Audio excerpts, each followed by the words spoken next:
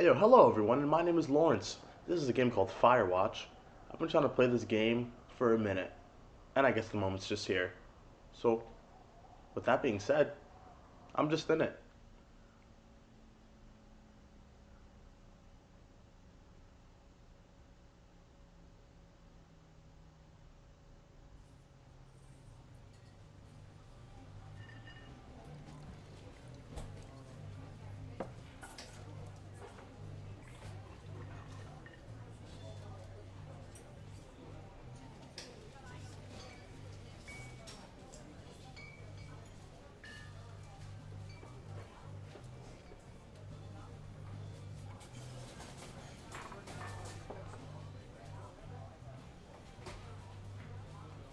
I see Julia.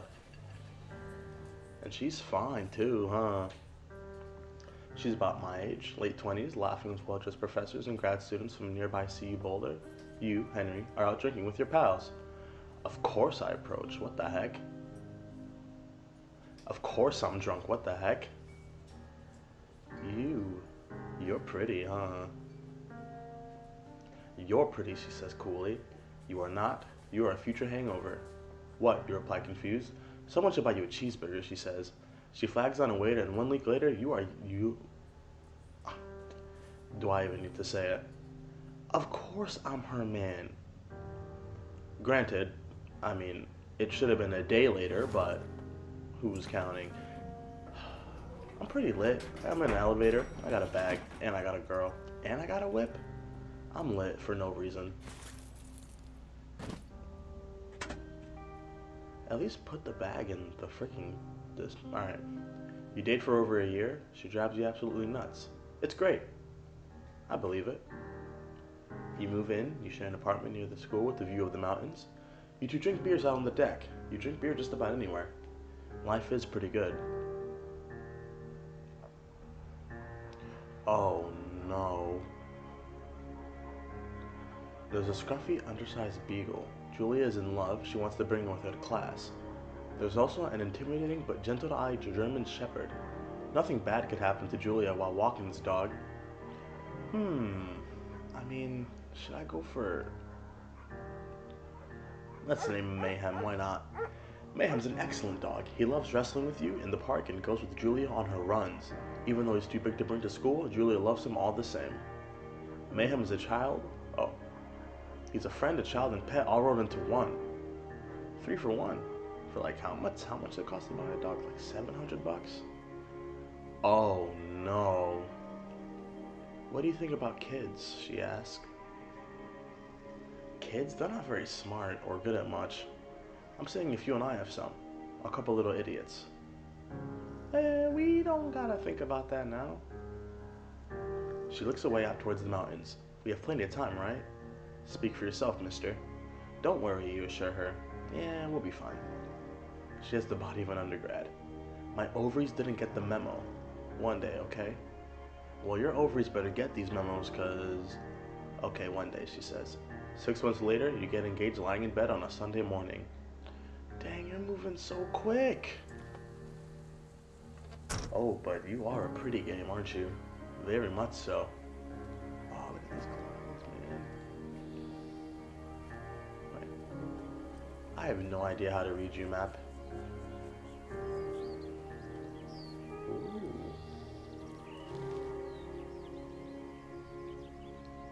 It's a Thursday night and Julia is 4 hours late. She doesn't call, you're worried and getting angry by the minute. She walks in after you've gone to bed. Well, I'll be darned. She's not quite drunk, but she's clearly been having a fun time.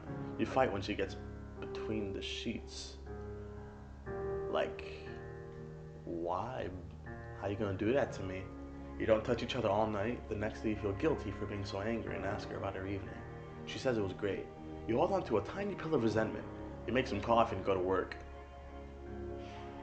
I mean, if you dub me, I'm gonna dub you right back. That's just how the game is played. Julia still likes to draw. She draws plants from her research. She draws all the places you go. She draws you. You pose and flex like He-Man. Victoria's Secret. I'm a He-Man type of guy. Duh, of course I look awesome.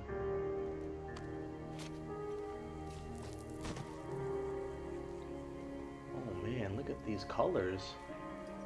I'm digging the orange very much so. These fallen trees though, someone gotta get on that. It's not my job. 2 forks. Well, I am kind of hungry. Hop over. You got hops, huh? Ooh, I see you. Dang, that's so nice. 1982. During the summers, you and Julia enjoy walking mayhem at night. There's a festival in town. It brings in folks from faraway places. One of them tries to mug you with that knife. Oh, no, sir. No, sir. You confront the attacker. I ain't no punk, so let's just do that. Your arm gets cut up, but you beat the guy to a pulp. You don't feel very tough. You cry your eyes out before the cops show up. Julia asks to take a different path from that day forward. You say okay, you don't want to go that way either. From then on, you walk by the river. Well, I'll be darned. I'm just a freaking gentle giant that pummels people's faces and plans to have kids get waylaid by work. Julia gets offered a job at Yale. Yale is in Connecticut. Hey, rep. 2,000 miles away. It's a great job, associate department chair. She wants to move. You absolutely do not. Convince her not to take the job? I mean, I'm not a good husband if I do that. And I mean, she can come back and forth. You ask her if she'll commute back and forth. You don't want to move to Connecticut. She says that'll be hard, but she'll do it if you won't move. You tell her not to pass it up if it's what she wants. She agrees. She flies back to Boulder 3 times each semester. Each semester? I guess that's not too bad. Julia sent home from Yale on paid leave after having an episode. She lost it on a colleague for borrowing books that were important to her research. She didn't remember she had happily loaned them to him just 2 days prior. Oh no. She was found crying in the stairwell. Maybe we should talk to someone? That's a little too serious for me. I'm more of a macaroni and wine type of man. Of course it works. What the fuck? You watch TV and sleep on the couch. Don't tell me I don't know women, because I do. It's in my journal. Peep it. Chapter 1. Baby. No, sir. Is that what I look like? I'm so fucking hairy. Mayhem's getting older. He's got silver hair down his back and slows down at night. You and Julia walk him to the bar to see your friends, and it feels like nothing has changed. Julia goes back to the university.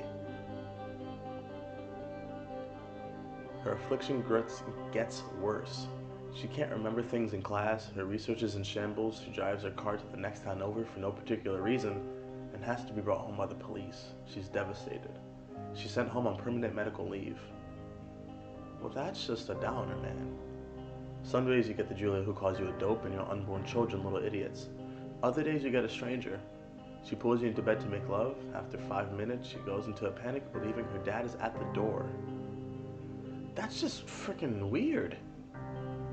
You tell her family. They are crushed and begin to make trips to and from their home in Australia to visit her. For a while, your friends come by with little things to brighten the day. She gets worse. Well, then, what's the point? That's just so freaking, like... You spend your days following Julia around the house. You count the seconds between the 2 weekly visits from Daniel the nurse. He suggests that Julia could live somewhere else. Somewhere with 24-hour care, a home. It sits with you for a couple of months. Now, in all honesty, I am not a nurse. But I love my baby girl. But like, oh, I'm sorry, I have to. I have to. I can't be around all the time. I gotta be a ranger in the forest. I can't be home. Who's gonna put food on the table? You know? Oh. We'll just eat you, Mr. Caribou. Come through. Don't. Everything I love is literally leaving. Her family agrees with your decision. You find a fantastic place in Boulder and move her there. You see her every day. Then every other day. Well, that's just no good. You go out to the bar with your old friends. It's not the same. You get the feeling that every wife tells her husband, if you ever put me in a home like Henry did, I'll cut your balls off. You slowly decide to not see your old friends that much. Yeah, well, that's probably the wisest decision you can make. Julia's sister Susan moves to Boulder to be close to her. She visits her every day. You go with her some of the time. Susan buys you an old typewriter and urges you to use it if you won't see a therapist. You won't. You've always really liked Susan. Well, she's always been there for me with typewriters. Months go by and Mayhem dies.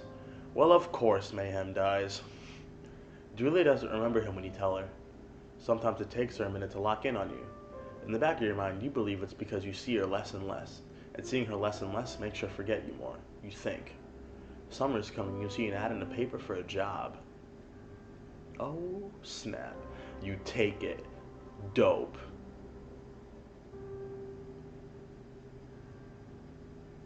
And I'm assuming we become the Firewatch?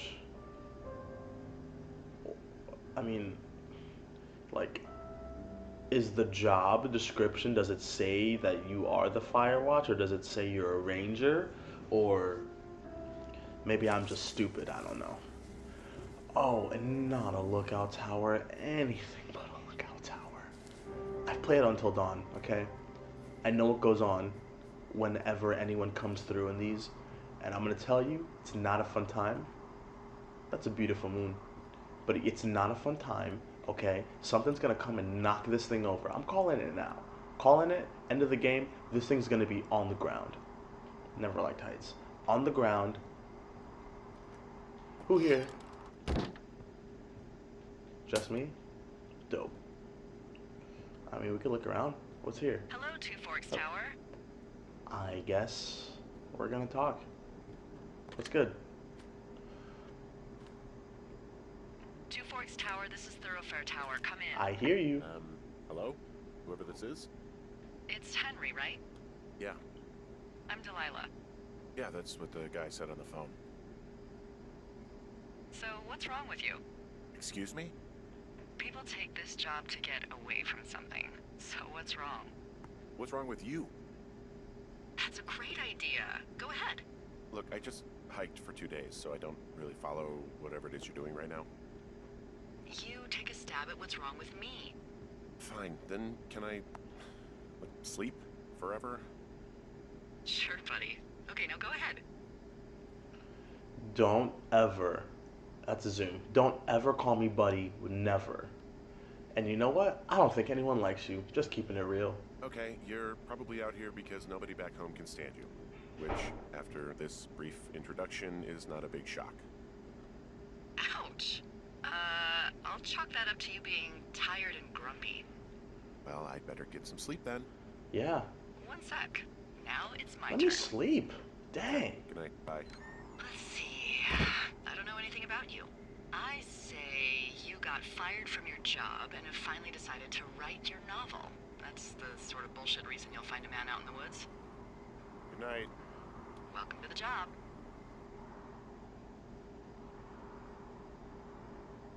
She really just would not let me sleep. She's trying to get all in my business, trying to know who I am, trying to know what I do. Ain't no one got time for that, Delilah, okay? Let me just come out here, do my thing, smoke my herb, and you know how it be. Dang. Just let a man breathe for once. But although we did just meet, I don't think I'm being fair. Oh. Good morning, Henry. Well, I guess good afternoon. You probably slept like a rock. Anyway, there's still a few hours of daylight to get some work in. I can see you at your desk, so call me when you're ready. That's weird. I don't even see your tower. Oh no. That's baby girl. What's good? New girl. I'm already on it. Hey, sorry, guess I slept in. You got a relaxing, 14 hours of sleep? Whew. Yeah, Jesus, I guess it's what, 6? 6:45. Whoops. Don't worry about it. That hike puts everyone out of commission for a day or two. But now that you're up, let me quickly get you acquainted with the job. There's a thing in the middle of your room with a round map on it. Do you see it? Yeah. Okay, yeah, I see it. This is the Osborne Firefinder, invented in 1914 by W.B. Osborne? You use this to spot, you guessed it, What the fuck? What the What is fuck? Nothing. You use this to... Oh, fuck I mean, Good God, if you're language. asking, Out your west-facing window. Are you seeing what I'm seeing? which way's west? Oh, there's a Are compass? those fucking fireworks? Where? Oh, Whoa, That's a little not lit. legal, right? No. You need to get down there right now and stop them. Fire danger is through the fucking roof. Is that really my job? Your job is whatever I say it is. Look, the closest ranger is like 2 days away. Go down there and set him straight. I'm like, but, I mean, Do I write can him a I? ticket? Easy there, Dirty Harry. Well, Get going. You'll probably need a rope to get down the shale between you and the lake, if I remember right. There should be one in the supply box on the way. The code is 1234. It's actually that for all of them. Yeah, I guess. convenient.